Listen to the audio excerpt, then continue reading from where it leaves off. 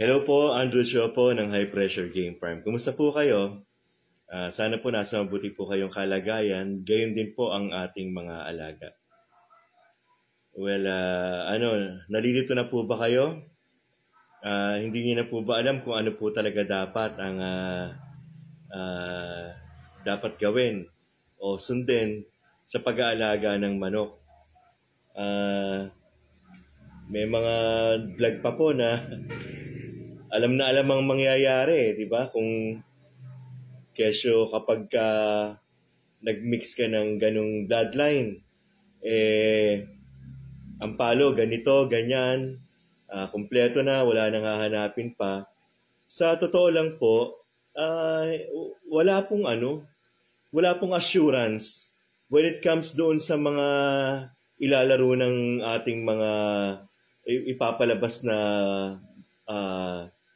mga palahi, unless po na magkaroon po ng maayos na kalusugan ang gagamitin nating materyales, gayon na rin po ang kanilang mga anak.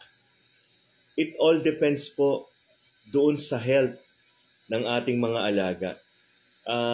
Ako po naniniwala naman po ako na yung sa bloodline po, yung pong gameness nandun na po. Pero what is gameness?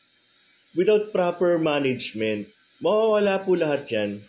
Hindi po natin basta-basta maaasahan na kapag nag-breed po tayo o nag-cross po tayo ng mga ganong bloodlines, yun na po yung maaasahan natin na ikikilos ng mga anak. While it is true po na yung lakas ng mga anak magmamana sa mga magulang, pero only po kung ma-maintain po ninyo sila. Kasi kung hindi po, wala din po yan eh. It's like having a car na maganda, class A na car, but without proper management po, wala akong performance na ibibigay magandang sasakyan. Ganon din po sa mga alaga natin, kaya nasabi ko po na nakakalito na, no? Kasi bakit po hindi nila sabihin na kailangan yung maging mapanatiling malusog yung mga materyales, pati yung aanakin nila, para nang sa ganun makuha natin yung gusto natin o yung inaasahan natin ay makita natin. Kasi po kung di naman po lulusog yan, wala din po. Kaya kaya po tayo nagpa-priming, tapos nagpa-vaccine pa rin tayo sa mga materyales nila, para po nang sa gayon, ma-maintain po natin yung inaasahan po natin na ikikilos at ganda ng mga ipapalabas natin na mga palahi. Kung sa bagay naman po, no, kaya healthy o hindi, yung ganda po, mahirap nang mawala yan. Yan po, sigurado pong lilitaw yan eh. Makikita po natin yan. Pero when it comes to gameness, when it comes to yung galing, hindi po yun ganun kadali na aasahan. Lahat po yan nasa kamay po natin. Lahat po yan nasa proper managing po ng ating mga materyales at ng mga sisiw.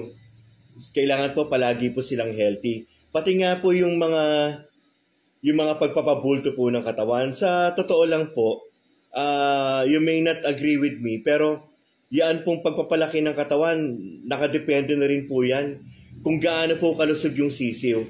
Kapag po umidad na po yung sisiw ninyo ng mga 4 months, dyan na po makikita nyo kung sino po yung lalaki dyan na ang katawan ay magiging mabulto. So, pagdating po ng 4 months, yan po, medyo sasabihin na niya sa inyo, kailangan ganito na gawin ninyo sa akin, kung gusto nyong bumulto ako. Kasi po, kita na po natin sa 4 months kung ano po yung mga ikakatawan po nila pagdating po ng kanilang pagbibinata.